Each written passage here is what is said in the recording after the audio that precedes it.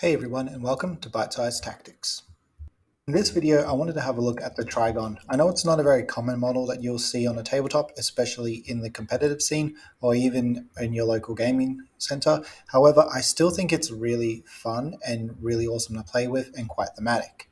Starting with the profile, it has a really fast movement at 10 inches and a toughness of 10, which is really good and quite tough to get to. With 14 wounds for the model as well, it will take quite a beating and keep on going, and it has a decent save at 3 plus. Its leadership of A plus is also very typical for Tyranid units and has an OC of 4, which is actually really handy and quite good. And if you want to run it, it runs by itself and costs a total of 180 points.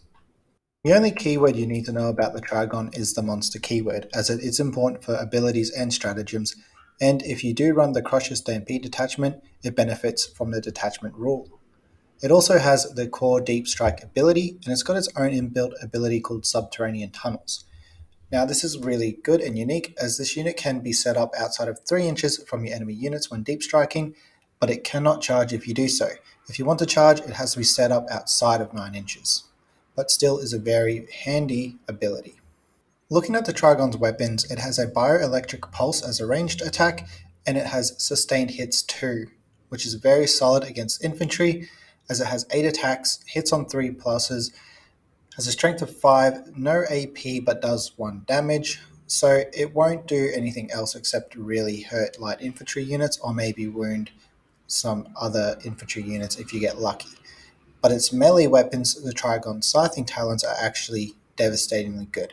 It has 12 attacks, hits on 3s, a strength of 9, AP minus 2, and does a flat 3 damage. Now this is really good against pretty much every different model that you'll come across. A very obvious weakness with the Trygon is that it doesn't have an invulnerable save, so weapons with a high AP and a high damage will take it out very quickly if you leave it too exposed. This unit will also struggle to be within synapse range of the army, as you will want to deep strike it into your enemy's lines. Being countercharged by elite combat units is also a big threat, so you need to be careful where you place the Trygon when deep striking, and also it does have a very large base, so deep striking as close as you want to could be quite difficult, especially if your enemy runs a lot of infantry units. This unit will struggle against high toughness enemies, anything that's T10 or higher, because it's only got a strength 9 weapon, but it is still somewhat reliable. And the Trygon can be degraded if it is at 5 wounds or less. Looking at its strengths, it's actually a very good mission play unit and can score you quite a few secondary points, whether it be fixed or tactical, because of the deep striking ability and the fact it can deep strike within 3 inches of enemy units. This unit is really good at dealing with infantry, mounted, and lightly armored vehicles and monsters, with its massive amount of attacks, especially in combat. And its shooting is still quite decent, but again, it's the combat that it excels in. And it is also really dangerous for your opponent. They have to think about where to screen, where it might pop up, and it's just a big threat to have in your reserves. And also, the Trygon is really useful in multiple detachments, so it's not just stuck in one like the Crusher Stampede detachment, it actually does well in multiple. The Trygon should basically always be in reserve and then deep strike when needed for either secondary points, or if you just need a big threat on the board to distract your enemy and take attention away from somewhere else.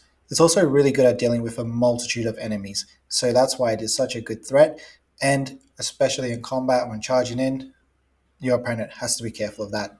It's also fantastic in detachments that allow for units to go back into strategic reserves multiple times so that it can continue to deep strike and gain you secondary points, like the Vanguard Onslaught, which you can read in a codex at another time.